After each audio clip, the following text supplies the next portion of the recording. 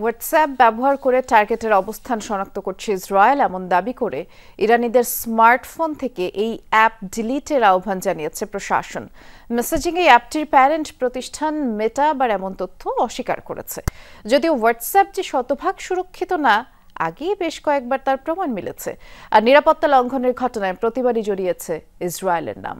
প্রাণ সসের মাখামাখি টেস্ট নুডলসকে করে তোলে আরো ইয়ামি আরো জোস। প্রাণ সসের নজরদারি প্রযুক্তিতে বিশ্বে অন্যতম শীর্ষ দেশ ইসরায়েল। তেল আবিবের নির্ভুল হামলায় ইরানের উচ্চপদস্থ কর্মকর্তাদের মৃত্যুর পর আবারও আলোচনায় ইস্যুটি। এবার ইরানের দাবি, টার্গেটের অবস্থান শনাক্তে হোয়াটসঅ্যাপ ব্যবহার করছে ইসরায়েল, আর সে কারণে বাসিন্দাদের ফোন থেকে অ্যাপটি দ্রুত ডিলিটের নির্দেশনা দিয়েছে তেহরান। হোয়াটসঅ্যাপের প্যারেন্ট প্রতিষ্ঠান মেটা অবশ্য বলছে, ইরান যে দাবি করছে তা অসম্ভব। এক বিবৃতিতে দাবি করেছে, ব্যবহারকারীর অবস্থান ট্র্যাক কিংবা ব্যক্তিগত মেসেজ সংরক্ষণ করে না হোয়াটসঅ্যাপ। ইউজারদের তথ্য কোনো দেশের সরকারকে দেয় না তারা।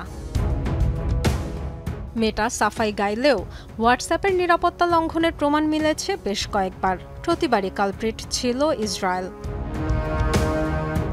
এন্ড টু এন্ড এনক্রিপশন প্রযুক্তির হোয়াটসঅ্যাপের কোনো বার্তা জানার কথা নয় মধ্যবর্তী সার্ভিস প্রোভাইডারের।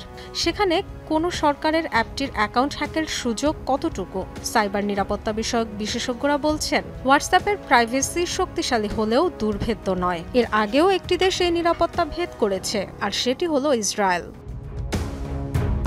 2019 সালে সাংবাদিক, রাজনীতিবিদ, মানবাধিকার কর্মীসহ 1400 হোয়াটসঅ্যাপ ব্যবহারকারীর অ্যাকাউন্ট হ্যাকের নজির রয়েছে ইসরায়েলের। সম্প্রতি 100 অ্যাকাউন্টে হামলা চালানোর অভিযোগ উঠেছে ইসরায়েলি প্রতিষ্ঠান প্যারাগন সলিউশনসের বিরুদ্ধে। অত্যাধুনিক স্পাইওয়্যারের মাধ্যমে প্রবেশ করে হাতিয়ে নিয়েছে ব্যক্তিগত তথ্য। এছাড়াও ইরানের সাইবার অপারেশনের নজির রয়েছে ইসরায়েলের। 15 বছর আগে তেহরানের পরমাণু কর্মসূচি টার্গেট করে চালিয়েছে স্টাক্সনেট অ্যাটাক। সাইবার অভিযান পরিচালনা এবং ঠেকানোর জন্য ইসরায়েলি ইন্টেলিজেন্সের আছে বিশেষায়িত ব্রাঞ্চ ইউনিট 8200, যার সুখ্যাতি বা কুখ্যাতি রয়েছে বিশ্বজুড়ে। Dorothy Tasrin, Jamuna news.